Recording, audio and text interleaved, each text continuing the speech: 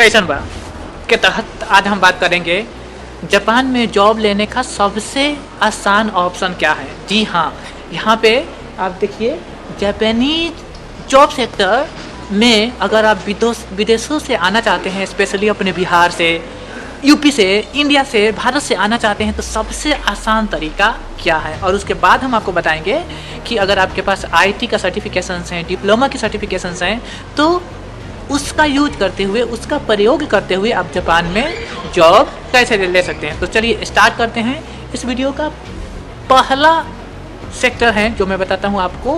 पहला ऑप्शन आपको मिलता है TITP, जी, टेक्निकल इंटर्न ट्रेनिंग प्रोग्राम। ये जापान का सबसे ज़्यादा चलने वाला प्रोग्राम है, जो कि विदेशों से फॉरेन वर्कर को, विदेशी वर्कर को जनरल सेक्टर में लेता है।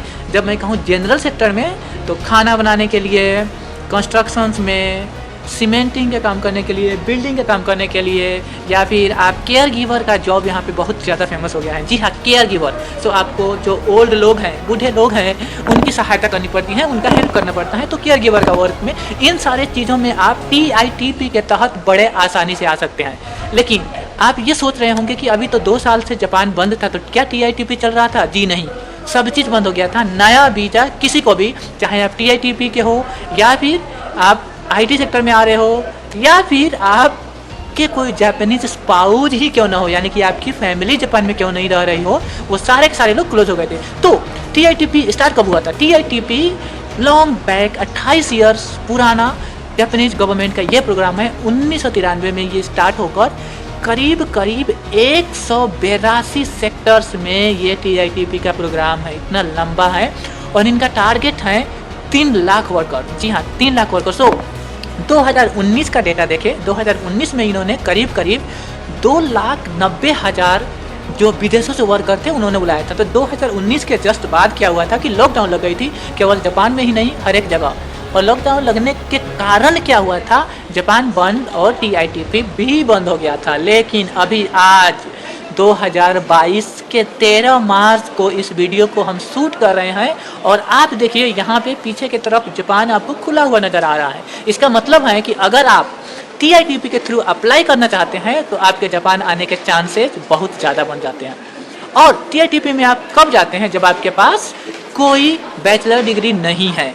तो जी, TITP में रिक्वायरमेंट क्या होती हैं, ज़रूरी क्या होती हैं, उसके बारे में हम बात करेंगे।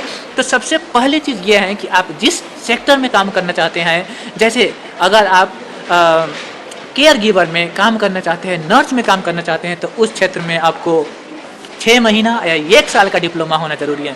तो यूजुअली हमारे भारत में क्या होता है, हमारे बिहार में क्या होता है कि वहाँ पे 1 साल का डिप्लोमा प्रोग्राम, छोटे डिप्लोमा प्रोग्राम होते हैं जो आपको ऐसे सर्टिफिकेशन प्रोवाइड करते हैं।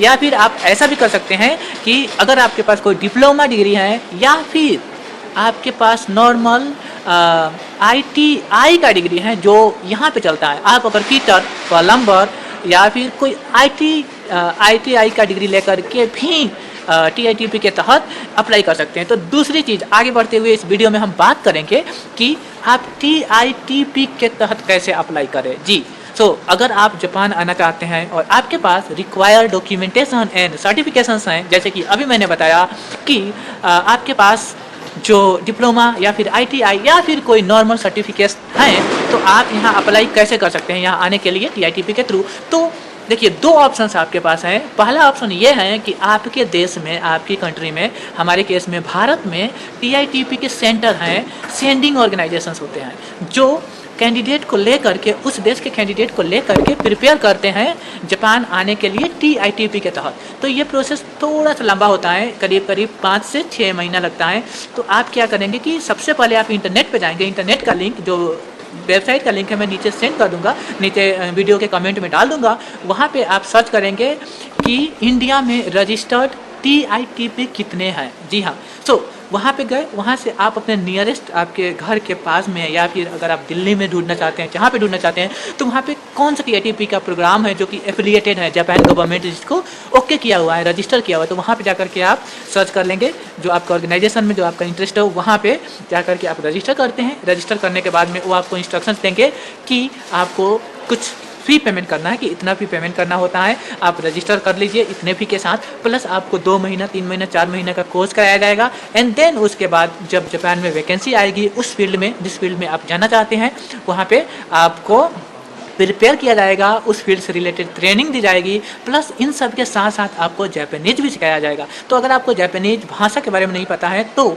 थोड़ा सा बता देता हूँ कि JLPT का कोर्स होता है यहाँ पे, जापानीज लैंग्वेज प्रोफिशिएंसी टेस्ट। तो इसका सबसे ईजीएस्ट लेवल, सबसे आसान N4 का होता है, तो N5 का होता है, तो आप N5 तो कराते ही कराते हैं वहाँ पे, प्लस N4 अगर आप कर लेते हैं तो यहाँ पे लोगों से कम्युनिकेट करने में, लोगों से बातचीत करने में आपको आसानी होती है। तो 3 चीज़ है, आप यहाँ अपने पॉइंट डाउन कर लीजिए। एक तो लैंग्वेज की जानकारी, दूसरा सर्टिफिकेशन होनी चाहिए, तीसरा जो आपका ऑर्गेनाइजेशन है वो वैलिड ऑर्गेनाइजेशन होना चाहिए। अगर आप रजिस्टर कर रहे हैं तो देख लीजिए कि वो वैलिड है कि नहीं, जापान गवर्नमेंट के एफिलिएशन के लिस्ट में आता है कि नहीं। अगली बात यह है कि अगर आप उन सेंडिंग ऑर्गेनाइजेशन से नहीं जाना चाहते हैं तो TITP में आ सकते हैं कि नहीं आ सकते। देखिए, वैसे तो आप आ नहीं सकते हैं, क्योंकि TITP का जो प्रोग्राम होता है वो implementation organisation plus sending organisation, 2 organisation के साथ मिल के चलता है। तो इम्प्लीमेंटेशन ऑर्गेनाइजेशन वो होते हैं जो जापान में जॉब देते हैं, सेंडिंग ऑर्गेनाइजेशन वो होते हैं जो आपके देश में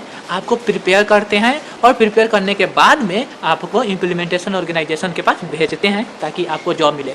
और एक और सबसे महत्वपूर्ण बात मैं आपको बताना चाहूँगा, कितने लोगों के मन में ये कन्फ्यूजन होता है कि TITP जॉब है। जी नहीं, अब नाम से ही क्लियर है, टेक्निकल इंटर्न ट्रेनिंग प्रोग्राम। तो ये जॉब नहीं है जी, ये ट्रेनिंग है। और वैसे ये 5 साल का ट्रेनिंग है। हमारे भारत में अगर आप कोई कोर्स कंप्लीट करते हैं तो आपको इंटर्नशिप दिया जाता है, ट्रेनिंग दिया जाता है। वैसे ही ट्रेनिंग आप मान के चलिए कि ये ट्रेनिंग है एक तरह से, कोई आप जॉब के वीज़ा पे नहीं आ रहे हैं, TITP ट्रेनिंग के वीज़ा पे जापान में आ रहे हैं। तो ट्रेनिंग में होता क्या है, ये 5 सालों की आपकी ट्रेनिंग वीज़ा आपको दी जाएगी। शुरू में 1 साल की दी जाएगी, जिसको 3 साल के लिए एक्सटेंड किया जाएगा। अगर आप 3 साल तक ठीक से काम कर लेते हैं तो वो 5 साल के लिए रिटर्न हो जाएगा, बढ़ जाएगा। तो इसका मेन गोल ये होता है, TITP का जो मेन गोल है ये होता है कि आपको उस स्किल के बारे में बताए, आपको उस स्किल के बारे में, जिस काम को आप करना चाहते हैं, जिस काम में आप ट्रेनिंग लेना चाहते हैं, उसके बारे में आपको बताया जाए, आपको समझाया जाए। आप उस स्किल को जानकर पूर्ण रूप से उस स्किल में अपने आप को ढाल लें, अपने आप को बहुत ही मतलब निपुण हो जाए, ताकि 5 साल बाद जब आप अपने देश में जाएं तो जो भी स्किल आपने सीखा है यहाँ से, जो भी नॉलेज आपने लिया है, उस नॉलेज का इम्प्लीमेंटेशन वहाँ पे कर सके, उस नॉलेज को के रिलेटेड वहाँ पे कंपनीज खोल सके, या फिर वहाँ पे उस इंडस्ट्री में, उस सेक्टर में, उस एरिया में वहाँ पे काम कर सके।